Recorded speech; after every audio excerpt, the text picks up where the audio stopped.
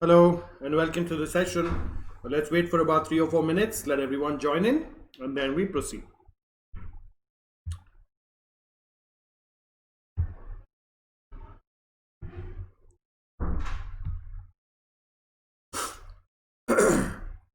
Let's wait for about 2 or 3 minutes and then we proceed.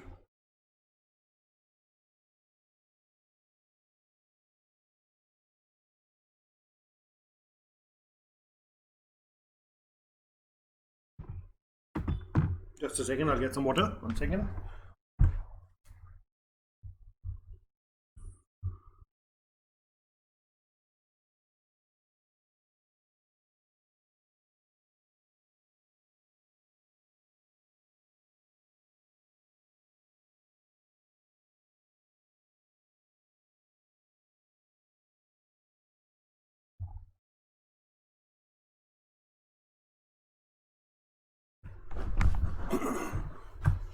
All right.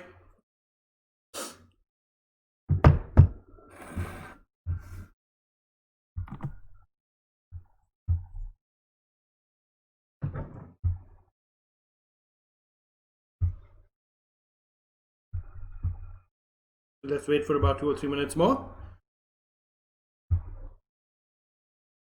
and then we proceed.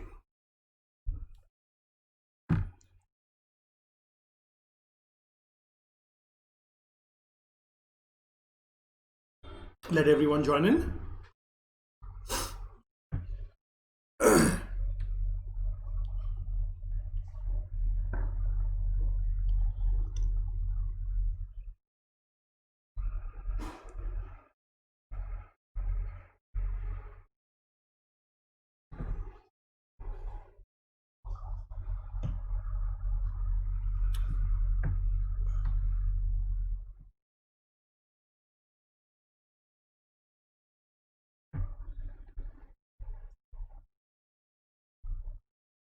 Let's wait for 2 more minutes.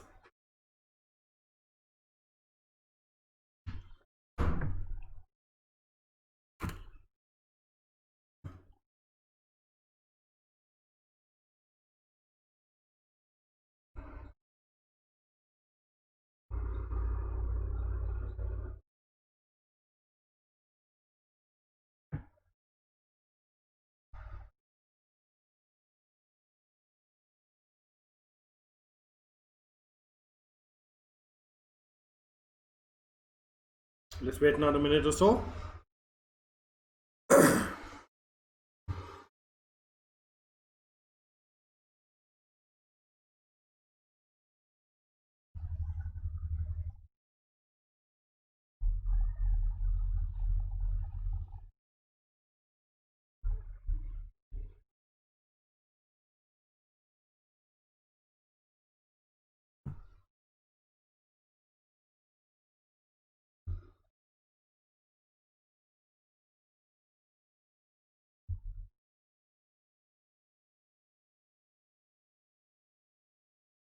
Okay, let's wait another minute or so. Let everyone come in and then we start the session.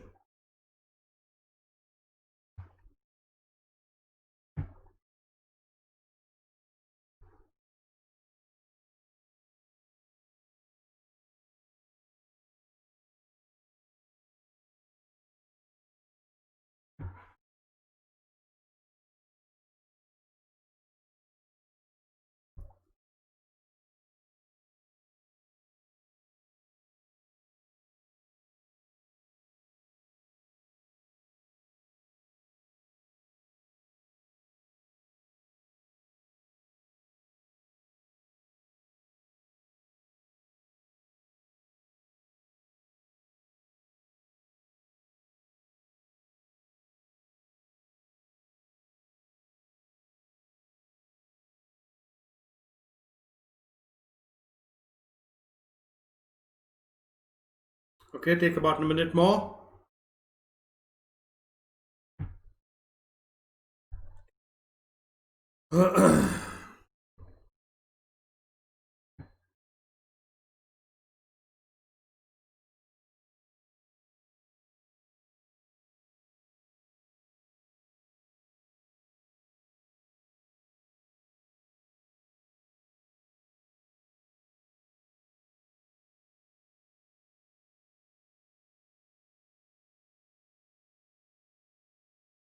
All right, just about 30 seconds more.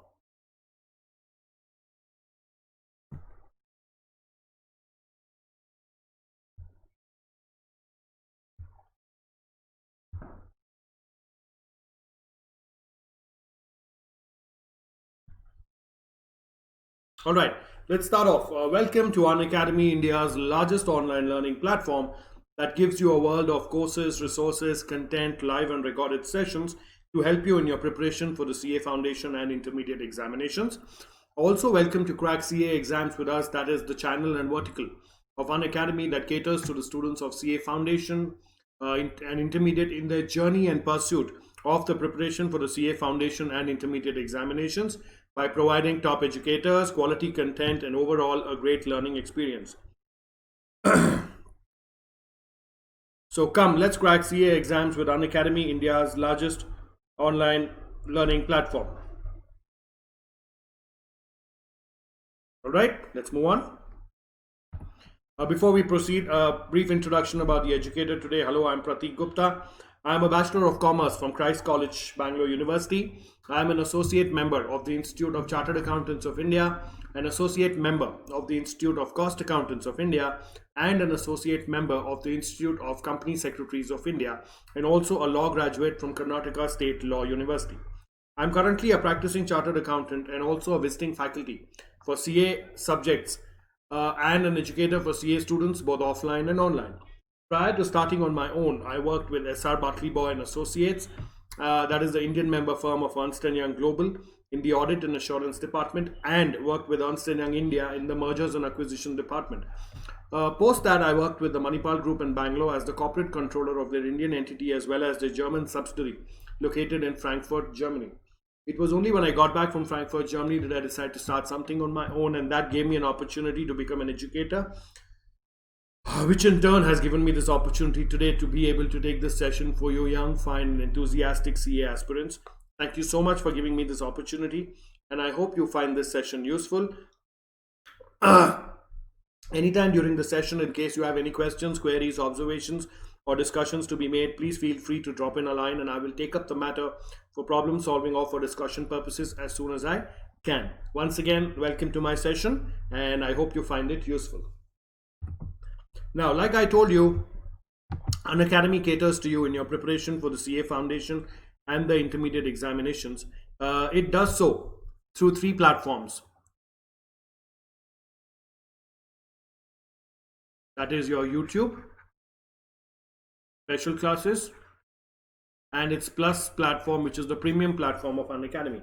Now, YouTube and special classes are absolutely free, but they give you immense value and resources to help you in your preparation for the CA Foundation and Intermediate examinations. What you're watching right now is the YouTube session, and also on this session, if you look me up with my name, that is Prathik Gupta, on YouTube, you will find the many sessions that I have taken on the Unacademy channel of YouTube, which will help you in your preparation for the CA Foundation and Intermediate examinations. Also with this name Prathik Gupta, you can also look me up on the Unacademy Learning app to find the hundreds of hours of special classes that I have conducted on the app. So let's talk about the Plus platform of Unacademy. The Plus platform of Unacademy is a premium platform of Unacademy, which is also a payment-based subscription model, which I will tell you more about in the following slides. Now, I personally recommend and encourage you to become part of the Plus platform of Unacademy due to the following reasons. Firstly, it provides daily live classes where you get to chat with your educator, engage in discussions, ask your doubts, and answer polls, all this while the class is going on. Yes, you heard it right, all this while the class is going on. You do not need to wait for the end of the class. You do not need to wait for the weekend of the class, or you do not need to wait for a couple of days after the class, or fix up an appointment with your educator. You can clear your doubts then and there on real-time basis, and your educator will be happy to do so. It's as good as lifting your hands in a live classroom, and your educator will be happy to answer your queries.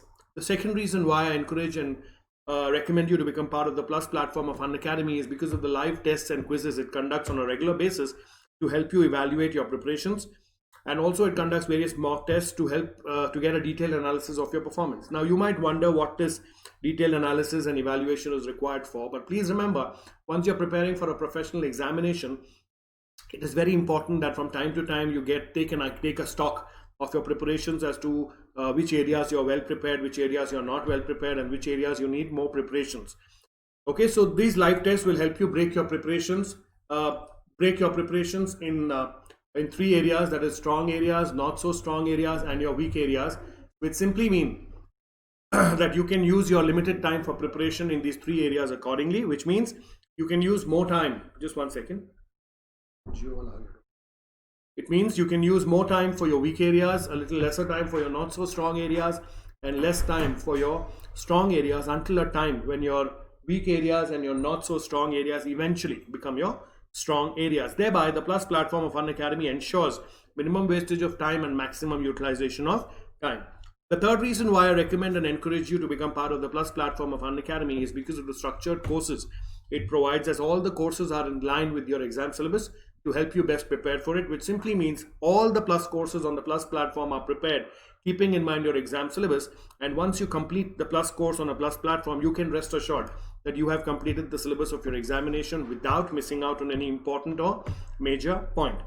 And lastly, and most importantly, the one subscription to the Plus platform of Unacademy gives you unlimited access to all the live and recorded courses to watch from the comfort of any of your devices, which simply mean the one subscription to the Plus courses of the Plus platform will give you unlimited access to all the live and recorded Plus courses, to all the live and recorded special classes that Unacademy has to offer you in order to help you in your preparation for the CA Foundation and Intermediate examination. Not only this, all these sessions are available at the comfort of any of your devices, which means you can view these sessions from your mobile phone, laptop, desktop, or tablet, as the case may be, without any restrictions. And you can watch them 24/7 without any timing restrictions as well. There is no timing restrictions like 10 to 5, 10 to 6. Whenever you have the time, you can just need to pull out your mobile phone, log into the Unacademy Learning app, and you can make use of the resources. Also, all these courses and resources are available to you at any location, which means whether you're at home, whether you're returning home from work, or you're traveling to work, or you're in your native place, or you're waiting for someone for a meeting and you have the time, you can just pull out your mobile phones, log into the Unacademy Learning app, and make use of all the resources that it has to provide to you in order to accelerate and enhance your preparation for the CA Foundation and Intermediate examinations. So keeping these points in mind, I strongly recommend and encourage you to become part of the Plus platform of Unacademy in order to accelerate and enhance your preparation for the CA Foundation and Intermediate examinations. Now, for those of you who have downloaded the Unacademy Learning app and are using it, I thank you very much. And I request your support in the future as well. And for those of you who have not yet downloaded the Unacademy Learning app, I request you to go to the Play Store on your mobile phone, download the Unacademy Learning app, put in your mobile number where you will get an OTP. Using that OTP, you can register on the Unacademy Learning app. It's as simple as this, with no complicated or lengthy procedures. Now, you might ask me, what do you get once you register and log in onto the Unacademy Learning app? You get access to all the live and recorded special classes that Unacademy has to offer you to help you in your preparation for the CA Foundation and Intermediate examination. And also, it gives you access to all the live and recorded Plus courses that Unacademy has to offer you in order to accelerate and enhance your preparation for the CA Foundation and Intermediate examination. So please, keeping this in mind, I request you or encourage you to download the Unacademy Learning app and make use of all the resources that it has in your preparation for the CA Foundation and Intermediate examinations. And also spread the word around and get the people around you to come onto the Unacademy Learning app, help them register on it using their mobile number and OTP, and also make use of the many resources that it has to help you in your preparation. Please take about 30 seconds, go through this, and then we proceed. Any questions, please ask.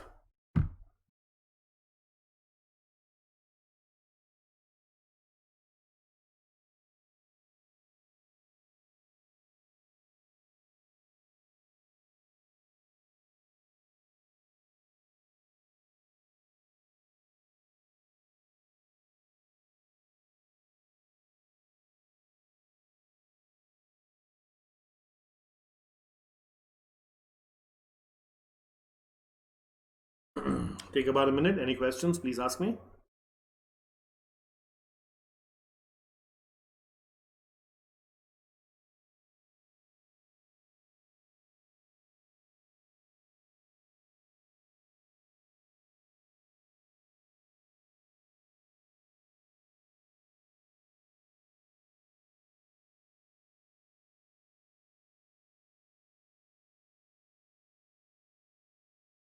Okay, now like I told you, the Plus platform of Unacademy is the premium platform of Unacademy, which is also a payment based subscription model which gives you various subscription packages for the examinations. Now, the CA Foundation and Intermediate subscription packages provided by the Plus platform of Unacademy are as follows. The packages provided are for 1 month, 3 months, 6 months, 12 months, and 24 months. The 1 month package will normally cost you rupees 3,500. The 3 month package will cost you rupees 8,750. The 6 months package will cost you about 14,000 rupees. The 12 months package will cost you about 17,500, and the 24 months package will cost you about 21,000 rupees. Now please remember, this is the listed price. Before you make the payment of the package, please do not forget to use the code Pratik to get an instant discount of 10% on the above listed price. I repeat, please do not forget to use the code Pratik to get an instant discount of 10% on the above listed price. So the after discount price of the various packages are: the 1 month package is 3150, the 3 month package will be 7875, the 6 month package will be rupees 12,600, the 12 month package will be rupees 15,750, and the 24 months package will be rupees 18,900. So you see, immediately you get a discount of 10% when you've used my code. Now I personally recommend you to start off with the 12 months package at least, for the following two reasons. Firstly, because it's cost effective. If you notice the per month cost of the 1 month package and the per month cost of the 12-month package, you will see you get great cost savings immediately. And secondly, and most importantly, since the CA Foundation and Intermediate courses are provided in one package, a 12-month package will make sense for you because it covers the entire duration of your courses, that is the CA Foundation and Intermediate examination. And normally it takes about a year's time for you to study and prepare, study and clear the CA Foundation and Intermediate examination. And if you're getting a package that contains both these courses at a very cost effective price, I think that's a very good deal. But having said this, you're free to choose the package of your choice. But before you make the payment, please do not forget to use the code Pratik to get an instant discount of 10% on the above listed price. Now, you can also choose the no cost EMI option available for the 6 months, 12 months, and 24 months packages, just in case you do not wish to make the entire payment at one shot. The payment options available are internet banking, debit card, credit card, and also all the coins that you've accumulated by watching the special classes can be redeemed while making the payment for the Plus courses. So keeping this in mind, I again encourage and recommend you to become a part of the Plus platform as soon as possible in order to enhance your preparation for the CA Foundation and Intermediate examinations. Please take about a minute or two, go through this. Any questions, please ask me.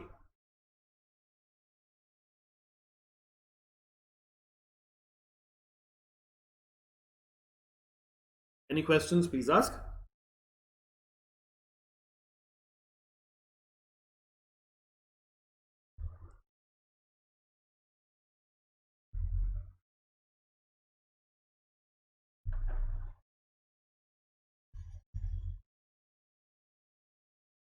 Take a couple of minutes. Any questions, please ask me.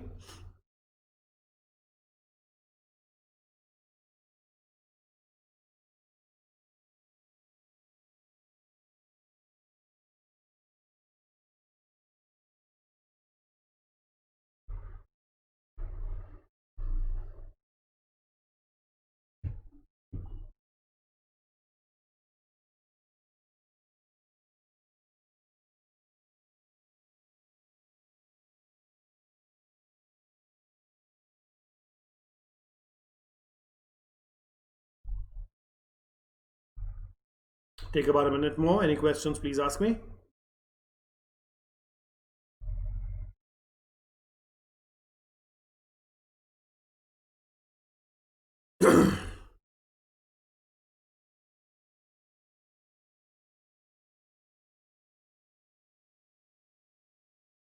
Okay, like I told you, the Unacademy Learning app houses the live and recorded special classes that Unacademy has to provide to you. Here are the snapshots of a few of the many special classes that I have taken on the Unacademy Learning app. You can go through them and make use of them in your preparation for the CA Foundation and Intermediate examination. There are special classes on Revision Test Paper, Sale of Goods Act, Indian Contracts Act, Companies Act, Fundamentals of Accounting, Revision of Partnership Accounts, revision on partnership account, death, admission, retirement, valuation of inventories, revision on final accounts, revision on goods sent on approval or return basis, and many more special classes, which I'm sure you'll find helpful in your preparation for the CA Foundation and Intermediate examinations. So please go on to the Unacademy Learning app, type in my name Prathik Gupta, Prathik, and look for all the sessions that I've taken there and make use of them. All right. Now, and here are also the links to few of the many special classes that I have conducted on the Unacademy Learning app. You can either click on this link or you can copy and paste this link on your browser to go directly to the special class on the Unacademy Learning app. So there are special classes on the Indian Contracts Act, Sale of Goods Act, Indian Partnership Act, Limited Liability Partnership Act, Companies Act, Basics of Communication, Accounting Concepts, Revision Test Papers, Business Laws, etc., and many more. All right, please take a minute, go through the slide. Any questions, please ask me.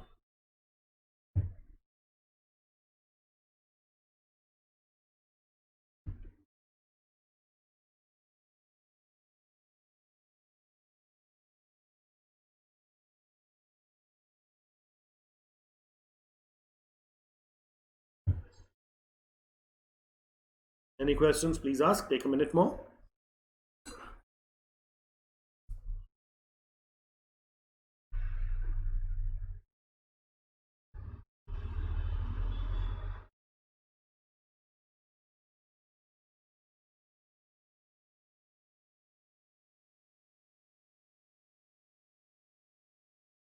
Okay, now let's start for provision for filing return of income and self-assessment.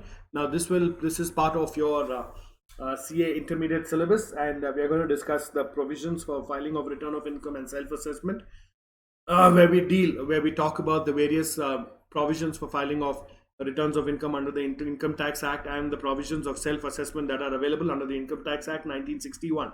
So the way I'm going to take about this session is I will read the slide, explain it to you, and this thing, and then I will give you about 2 or 3 minutes on each slide so that you can read it and come back to me with any questions. All right, so in case you have any questions or any queries, please do not hesitate and do drop in a line or two, and I will take up your questions as soon as I can. Okay, so let's start off with the introduction of return of income. The Income Tax Act 1961 contains provisions for filing of return of income. The return of income is the format in which the assessee furnishes information as to his total income and tax payable. The format for filing of returns by different assessee is notified by the CBDT. The particulars of income earned under different heads, gross total income, deductions from gross total income and tax payable by the assessee are generally required to be furnished in a return of income. In short, a return of income is the declaration of income by the assessee in the prescribed format. So basically, see, every assessee every year has to file his return of income. Just one second, I'll get some water. 1 second. Just have a look at the slide. 2 minutes.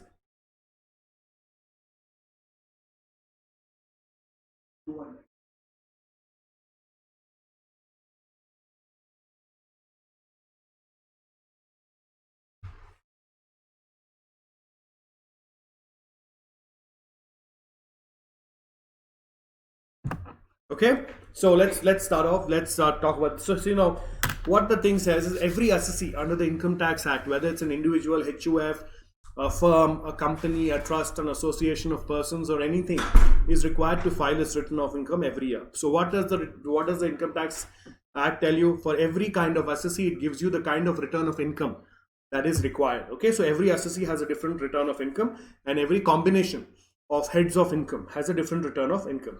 So the return of income simply means the format what the Income Tax Department releases year on year, in which the assessees are required to file their returns. Okay, the particulars. So basically the income tax returns will contain particulars like particulars of income earned under different heads, gross total income, deductions from gross total income, total income, and the tax payable by the assessee are generally required to be furnished in a return of income. In short, a return of income is the declaration of income by the assessee in the prescribed format. So format is always provided by the department. Okay.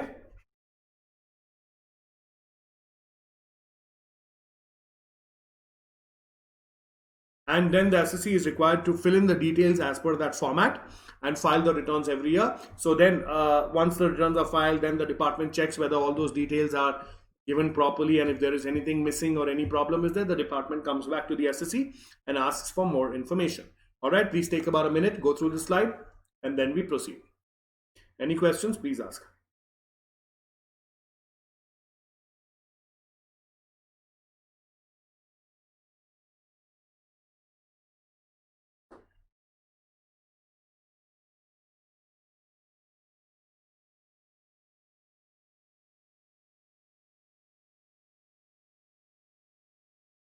Take a minute. Okay. Now, the following people, there is compulsory filing of returns. Okay. Now, please remember there are two provisions. One is compulsory filing of return of income and optional filing of return of income. All right. So now we are going to deal about who are the people who are compulsorily required to file the return of income. Now, who are they? As per section 139(1), it is compulsory for companies and firms to file a return of income or loss for every previous year on or before the due date in the prescribed form. So, for companies or firms, it is mandatory that they file their returns every year, even if their income is zero or even if their profit is zero. They have to file their returns of income every year. Now, how do you know whether it's a firm or a company? A company can be a private limited or a public limited company. So the words private limited or limited. And for firms normally mean partnership. So another way of finding out is whatever be the PAN number of those entities, the fourth alphabet determines. If it is C, it is a company. If it is F, it is a firm. If it is a P, it is a person. H means HUF. A means association of persons, and T means trust. So if the fourth alphabet of any PAN will give you the constitution of the assessee, whether the assessee is a person, a HUF, company, or firm. So all companies and firms, that is private limited and public limited companies and partnership firms, are compulsorily required to file their returns every year, irrespective of their turnover or profits. Second, in case of a person other than a company or a firm, a filing of return of income on or before the due date is mandatory if his total income or the total income of any other person in respect of which he is assessable under this act during the previous year exceeds the basic exemption limit. So currently the basic exemption limit is 2,50,000 rupees for normal assessees. Senior citizens it is 3 lakhs, super senior citizens it is 5 lakhs, right? So let's talk about normal citizens, you and me. So for us the basic exemption limit right now is 2,50,000. So the law says if anyone has an income over and above the basic exemption limit of 2,50,000 currently, he is compulsorily required to file his returns. And this, it could be an individual or HUF or any assessee. All right. But for company and a firm, even if their turnover or the profit is zero, they still need to file the returns. Are we clear? All right. Number 3, every person being a resident other than not ordinary resident in India within the meaning of section 6(6) who is not required to furnish a return under section 139(1) would be required to file a return of income or loss for a previous year in the prescribed form and verified in the prescribed manner on or before the due date if at any such time during the previous year a person holds any beneficial owner as a beneficial owner or otherwise any asset located outside India or has signing authority in any location outside India. So let's say any person is a resident and an ordinary resident in India, and anytime during the previous year he holds as a beneficial owner or otherwise any asset, including any financial asset, means any shares or anything, in any entity located outside India or has signing authority in any account located outside India, then that person is supposed to file his returns in India, simply because if you go through my previous session on residential status, a resident and ordinary resident is required to file his returns for his global income. So a resident and ordinary resident, if he's in India and he as a beneficial owner or otherwise owns any asset outside India or has any financial asset or bank account any outside India, then in respect of that he has to file his returns in India. Okay, please take about 2 or 3 minutes, go through this, and then we proceed. Any questions? Please ask.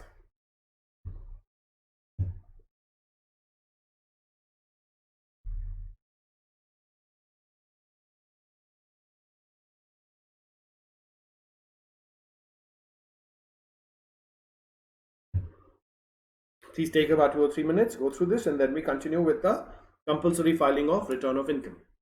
Take your time, understand it. Any questions, please ask me.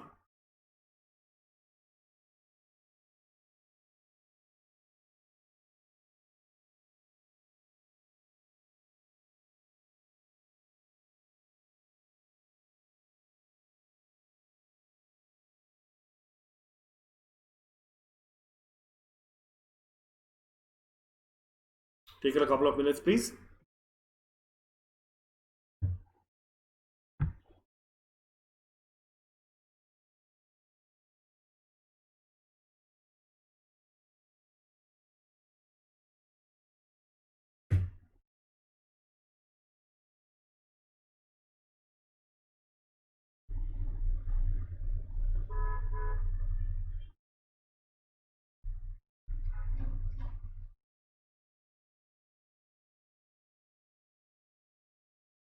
Take about a minute more.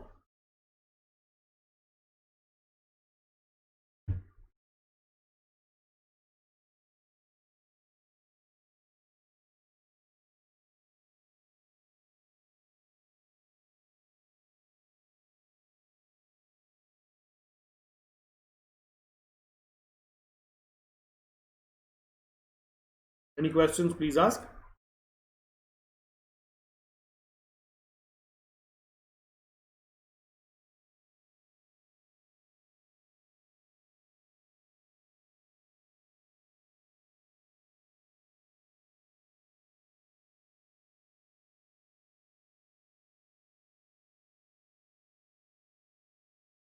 Okay.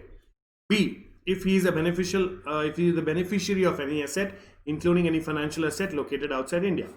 However, an individual being a beneficiary of any asset, including any financial interest in any entity located outside India, would not be required to file returns of income under this clause, where income, if any arising from such asset, is includable in the income of the person referred to in A, in accordance with the provisions of the Income Tax Act. So basically, whether a person who's a resident and ordinary resident, if he is the beneficial owner of any asset or financial interest in an entity outside India, or he is a beneficiary of any asset, including any financial interest in an entity located outside India, he is required to submit his returns in India. But in case he is the beneficiary, then the actual owner of the asset, if he is filing his returns of income and including that financial interest in his income, return of income, then this person will not be allowed to, will not be required to file his returns of income. The meaning of beneficial owner and beneficiary in respect of an asset for the purpose of section 139. Beneficial owner, an individual who has provided directly or indirectly consideration for the asset for the immediate or future benefit, direct or indirect, or for himself or for any other person. Beneficiary is any individual who derives benefit from the asset during the previous year, and consideration for such asset has been provided by any person other than the beneficiary. Okay, so the beneficial owner simply means a person who owns an asset or derives the benefit from that asset. All right, and the beneficiary is a person who derives the benefit, but the actual payment for that asset would have been made by someone else. Okay, please take about 2 minutes, go through this slide. Any questions, please ask me. Then we will continue with who is mandatorily required to file returns of income.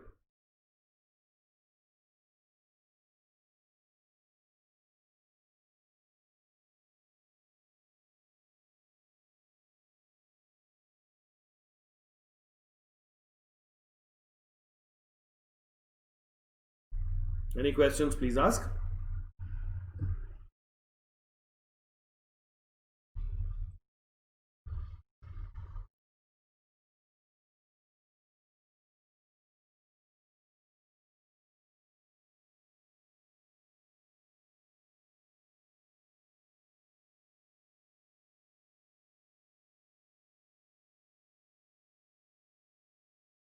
Take about a minute more.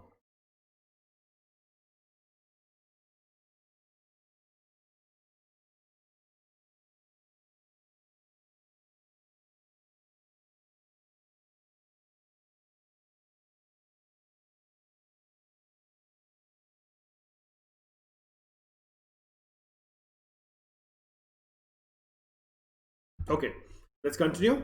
Any person other than a company or firm who is not required to furnish a return under section 139(1) is required to file income tax return in the prescribed form and manner on or before the due date if during the previous year such person. Okay, so every person other than a company or a firm and who is normally not required to file a return under section 139(1) but will be required to file a return or income tax return under the prescribed form and manner if during the previous year such person has deposited an amount on aggregate of amounts exceeding rupees 1 crore in one or more bank current accounts maintained with a banking company or a cooperative bank. Okay, has incurred expenditure on an amount of aggregate or amounts exceeding rupees 2 lakhs for himself or other person for travel to a foreign country, or has incurred expenditure of an aggregate or amount of exceeding rupees 1 lakh towards consumption of electricity, or fulfill such other prescribed conditions. Okay, so this, now please listen carefully.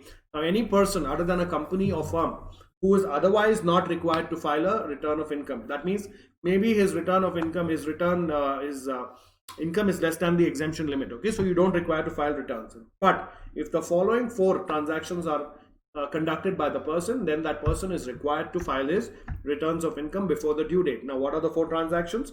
If he has deposited an aggregate of rupees 1 crore or more in one or more current accounts maintained with a banking company or a cooperative bank, if he has deposited rupees 1 crore or more. Second, if he has incurred an expenditure of an amount or aggregate of amounts exceeding rupees 2 lakhs for himself or any other person for travel to a foreign country. If he has incurred expenditure on an amount or aggregate of amounts exceeding rupees 1 lakh towards consumption of electricity, or any other case as may be prescribed. So if a person has during a financial year, if he has spent 2 lakhs or more for travel, if he has spent 1 lakh or more for electricity, or if he's deposited 1 crore or more in one or more current accounts or banking for banking company and cooperative bank, then he will be required to file his returns mandatorily within the due date, even though otherwise he might not be required to file the return. Okay, please take about 2 minutes, go through this. Any questions, please ask.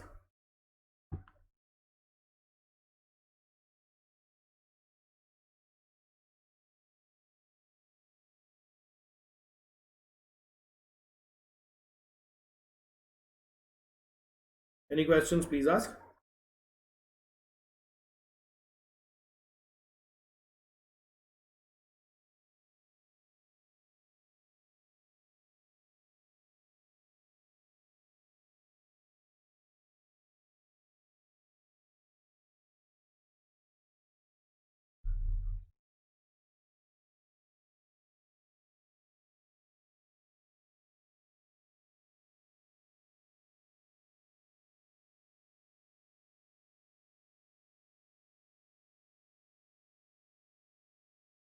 Please take about 2 minutes, go through this. Any questions, please ask me.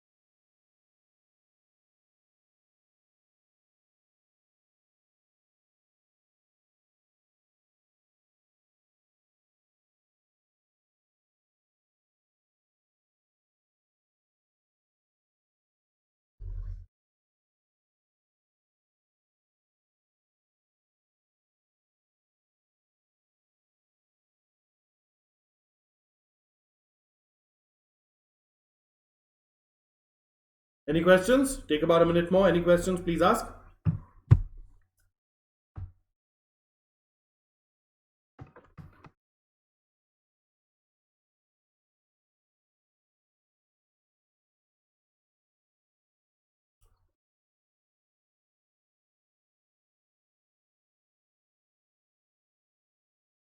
All right, let me know once you're done.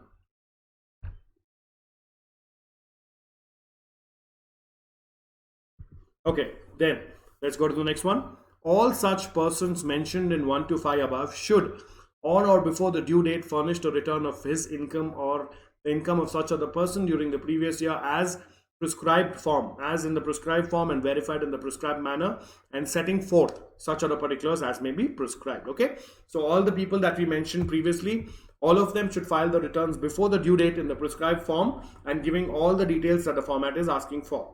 The meaning of due date. The due date means 30th September of the assessment year, where the assessee other than an assessee referred to below is a company, a person other than the company whose accounts are required to be audited under the Income Tax Act or any other law for time being in force, a working partner of a firm whose accounts are required to be audited under the Income Tax Act 1961 or any law for time being in force. Okay, so what are the due dates now? The due dates are 30th September of the assessment year, where the assessee is a company or a person other than a company whose accounts are required to be audited under the Income Tax Act, that is called as a tax audit.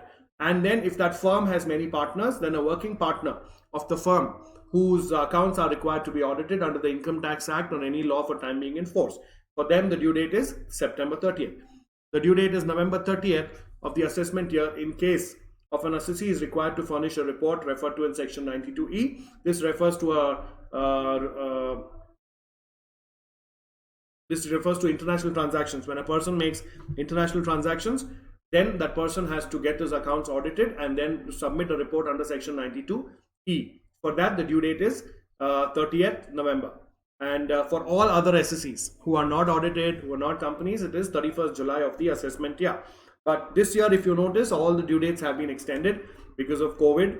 So earlier, the July 31st due date was extended to 31st October. Now all the due dates have been extended to 31st December. All right, please take about 2 minutes, go through this. Any questions, please ask.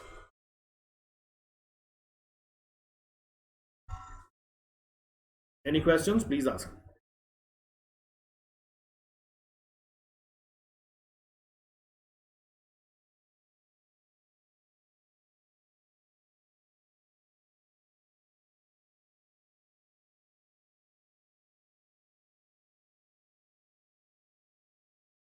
Any questions, please ask. Please take about 2 minutes.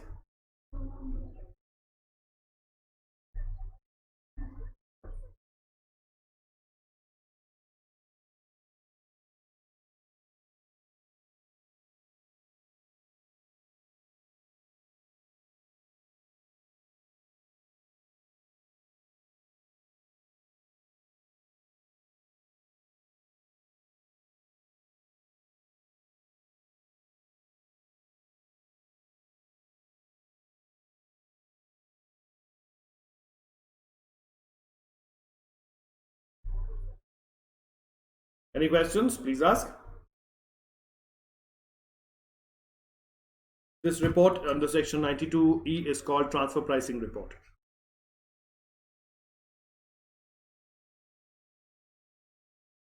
Take about a minute more.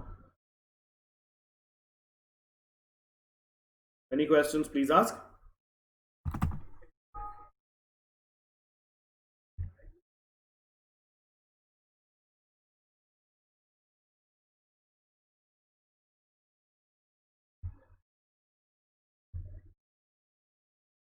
Are we done? Take a minute more.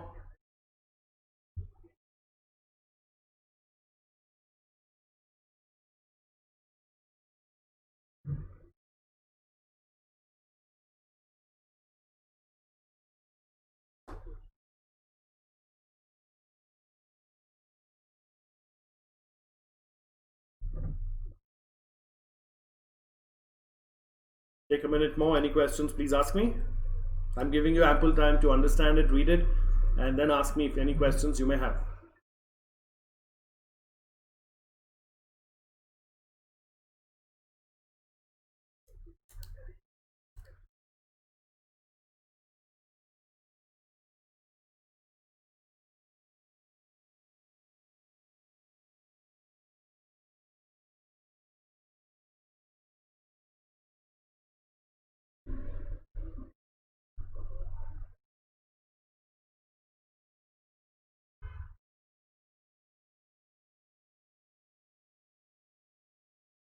Any questions?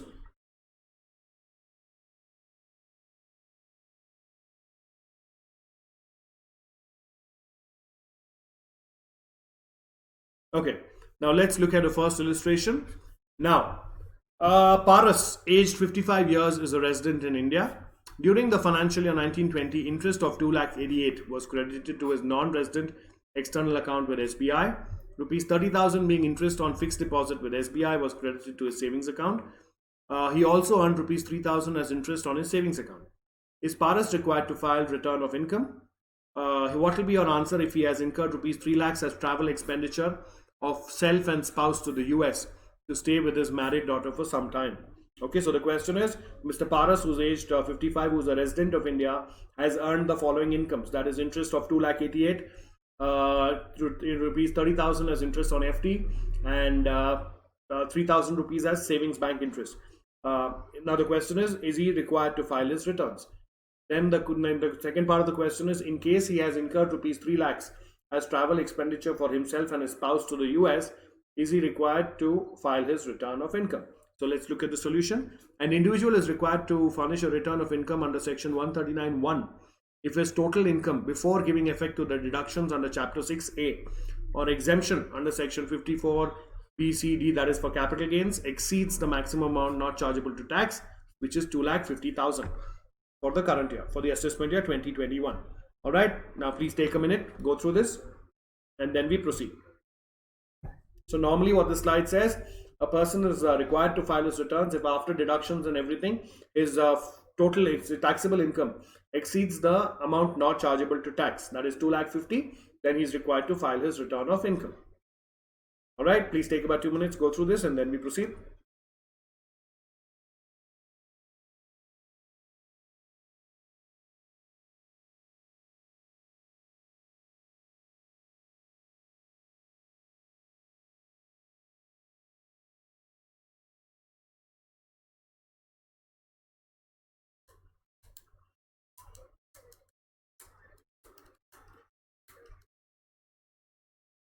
Take about a minute more.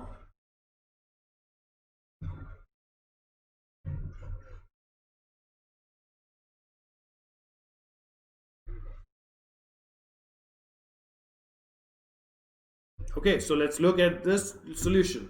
Now, computation of total income of Mr. Paras. The income from other sources. Interest earned from non-resident external account 288 exempt under section 10.4.2, assuming that Mr. Paras has been permitted by RBI to maintain the aforesaid account. So any external, non-resident external account, if there's any interest earned on that, that is exempted. Interest on fixed deposits with SBI will be taxed 30,000 rupees. Interest on savings bank account 30,000 will be 3,000 will be charged. So the gross total income is 33,000 less deductions under section 80 TTA. That means the savings bank interest is deductible up to 10,000 rupees every year. So 3,000 is deductible. So his total income is 30,000. So for a total income of 30,000, there is no income filing of income tax returns is mandatory. But in case he has paid 3 lakhs for travel charges for him and his wife to the US in that particular year, then he will have to file his returns of income. All right, so that's your solution. Please go through it. Take 2 or 3 minutes. Any questions, please ask me.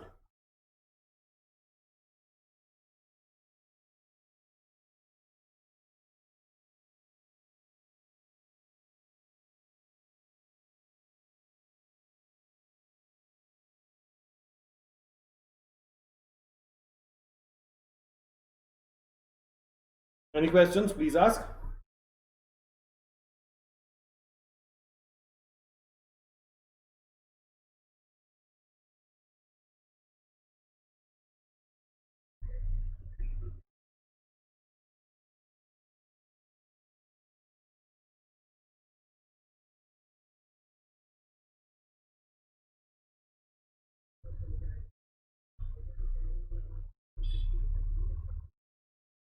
All right, let me know once you're done. Take 2 minutes, try and understand it.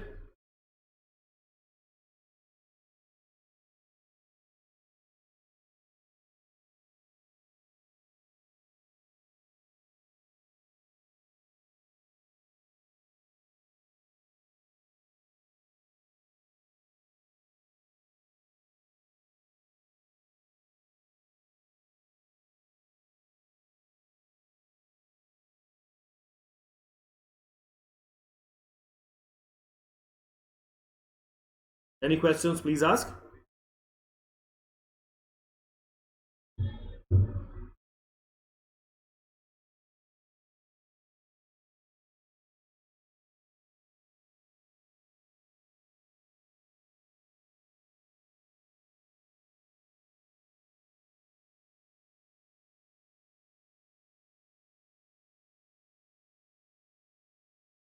Okay, now let's look at interest for default in furnishing return of income.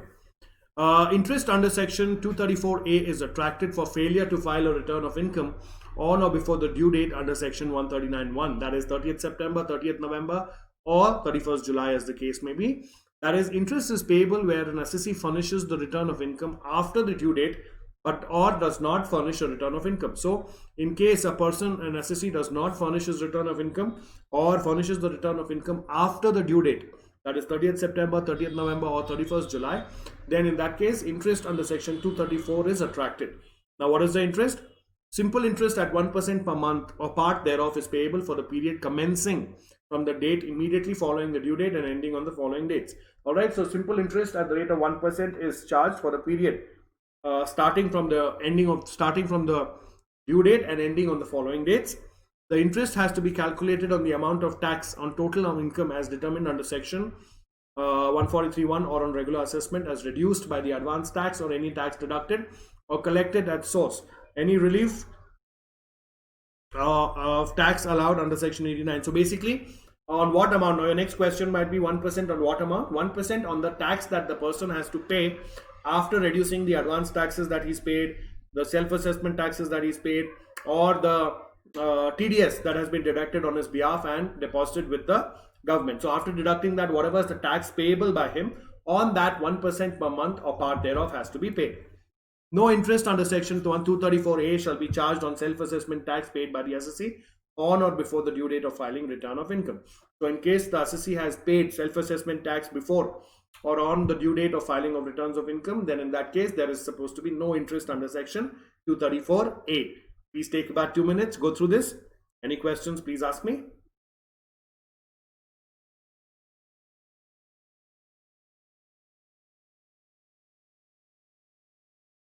Any questions, please ask.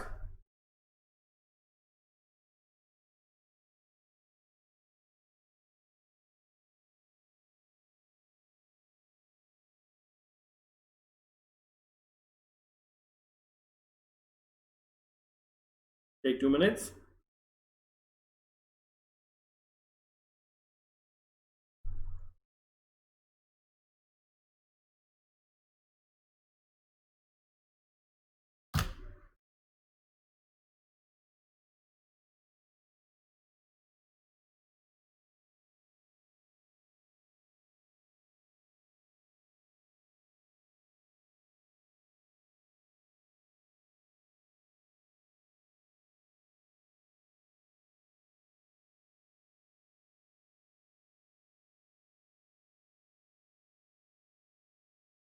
Okay, any questions, please ask.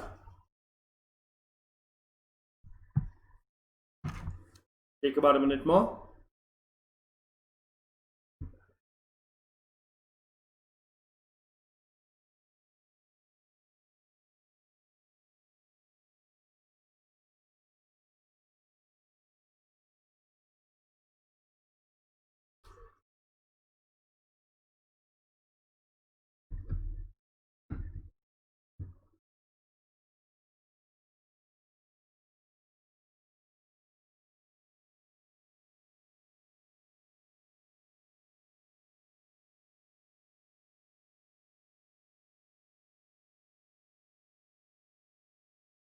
Okay.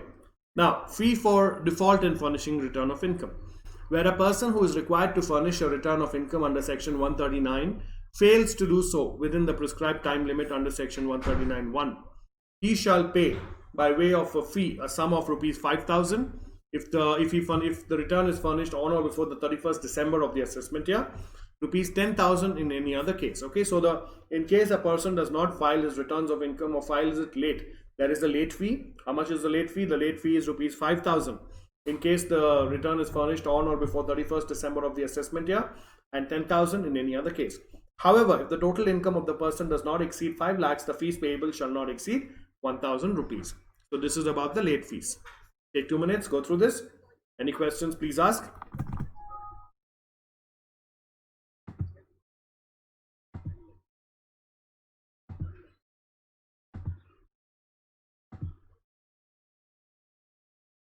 Any questions, please ask.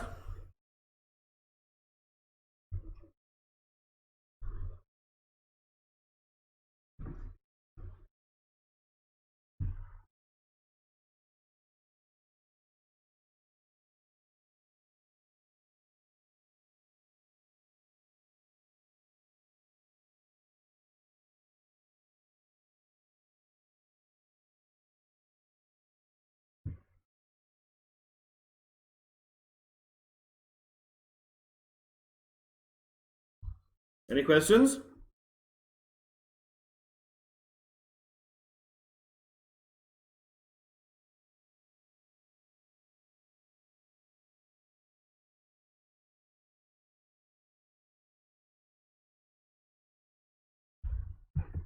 Okay. Option to furnish return of income to employer. Under this section, okay, now that the Income Tax Act gives you an option to furnish the return of income to the employer. Okay. Under this section gives an option to the person being an individual who is in receipt of income chargeable under the head salaries to furnish the return of income for any previous year to his employer in accordance with such scheme as may be notified by the CBDT and subject to conditions as may be specified therein. Alright, so CBDT might give you conditions and other things based on which a person who is earning his income under that salaries can furnish his return of income to his employer. Such employer shall furnish all returns of incomes received by him on or before the due date in such form, including a floppy diskette, magnet, cartridge tape, CD-ROM, or any other computer readable media, and the manner as may be specified. Okay. In such a case, the employee who has filed a return of his income to his employer will be deemed to have furnished a return of income under section 139(1). So if any person under the scheme provided by CBDT furnishes his return of income to his employer, then he shall be deemed to be in compliance with filing a return under section 139(1). So what his employer could do, he could collect everyone's returns in a floppy or disk or whatever and submit all together. So there is compliance for everyone. Okay, please take 2 minutes, go through this. Let me know once you're done.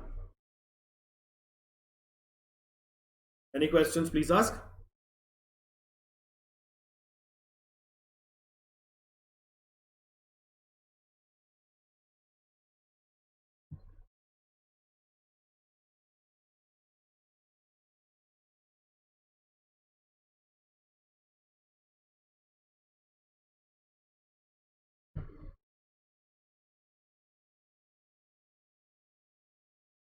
Any questions, please ask.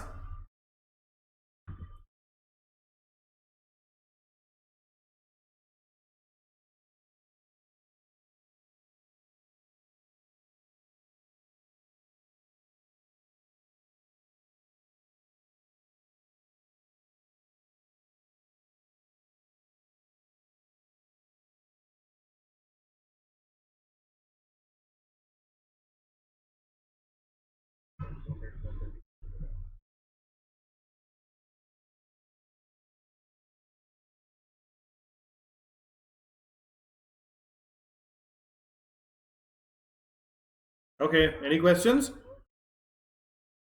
Any questions? Any questions, please ask me.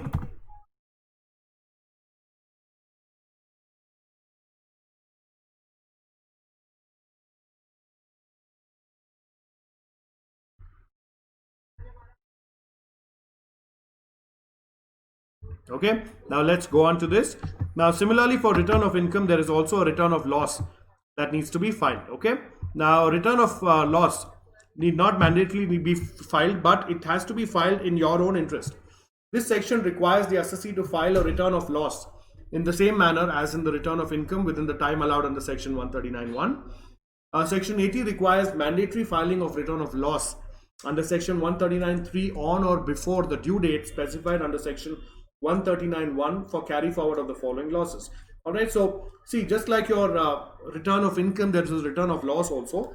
Now, return of loss is your choice. You're not compulsorily required to do it, but in your own interest, at times you might need to do it. Now, what are those times? Whenever you want to carry forward the following losses, that is business loss, speculation loss. Speculation business means the business of futures, options, and what speculative business. Loss from specified business, loss under the head capital gains, and loss from activity of owning and maintaining race horses.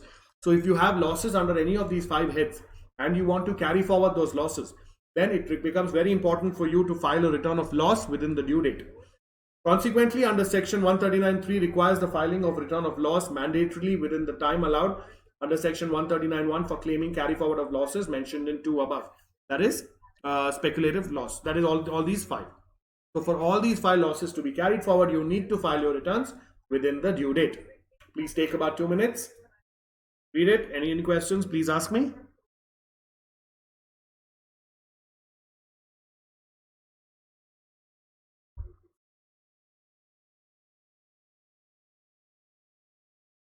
Any questions, please ask me.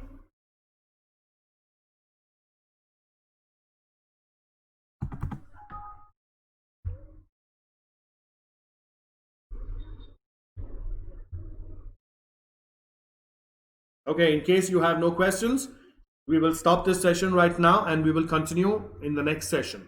All right, take care, and I will see you in the next session.